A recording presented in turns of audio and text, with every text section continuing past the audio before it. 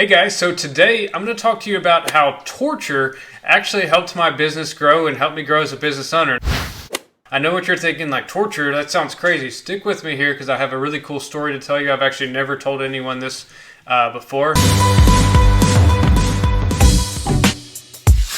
For those of you who don't know, my name is Jake Randolph, also known as PME Marketer. I've helped thousands of beauty businesses grow across the world. I'd love to help you grow, so hit me up anytime you need any business growth. Anyway, so yeah, let's get back to the whole torture things. I know I might have hooked you in on that one, but yeah, I'm being serious. So for those of you who don't know, I'm also a military pilot. I've been in the military quite a while now, for years.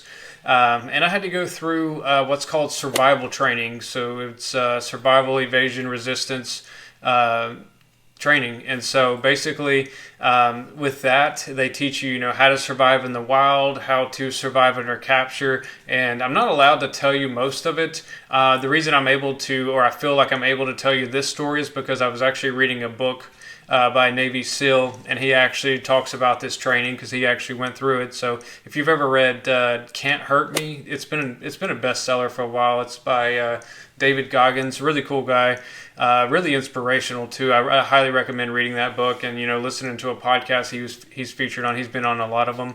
Anyway, I mean, his story is basically, he went through Navy SEAL Hell Week 3 times, which is crazy.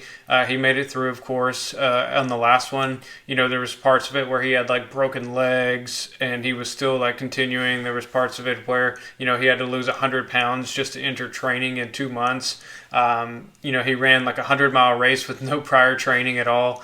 Ended up like almost having a full body shutdown and still finished the race.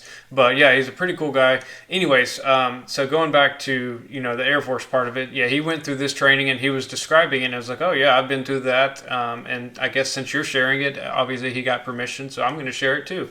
So yeah, and part of the training, they simulate a prison camp. Where you're basically captured. They have a hood over your head where you can't see anything. You don't know what's going on. You're being led to different places, and it's kind of crazy. I mean, this lasts for days, and essentially, like, you don't know what's going on. They do, even though it's part of training. They do a really good job at immersing you in that.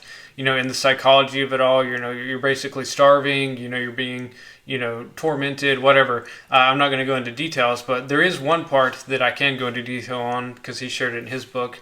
Anyways, they put you in a box. This is a dark room.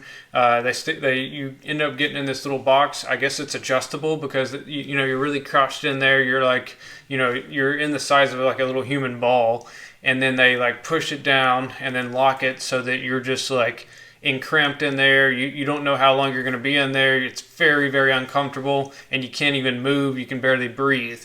It's in a wooden box, and so if you're claustrophobic, then it's going to be crazy for you. Even if you're not claustrophobic, like I'm not really claustrophobic, but it still sucked.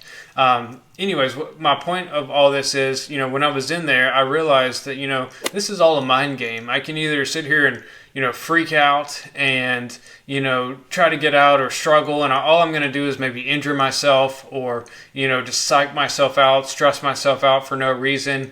Instead, if I can remain calm, and even though it's not ideal circumstances, if I can remain calm and, win the mind game, then I've succeeded in that, and that's what I did. And how I carried that over to business is, business or life in general is it's kind of like a box. Sometimes you got your expenses, you got your stresses, you got the drama, you got who knows, anything that can be pressuring you from all sides.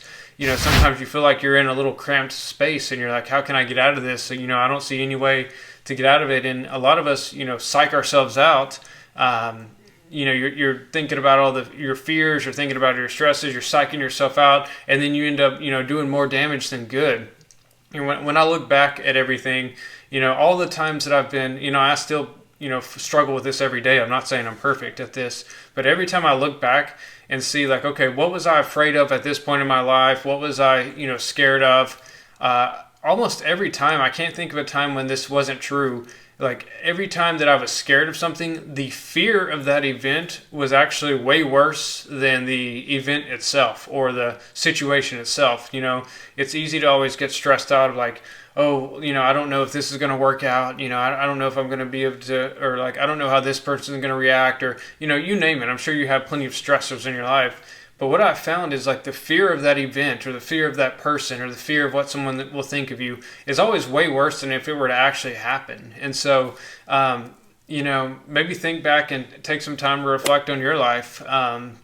Think about all the times you've been the most stressed, the most concerned, had the most anxiety, and then what was that over? And if you ever did actually experience it, I guarantee a lot of those times you didn't even go through the thing you were scared of to begin with.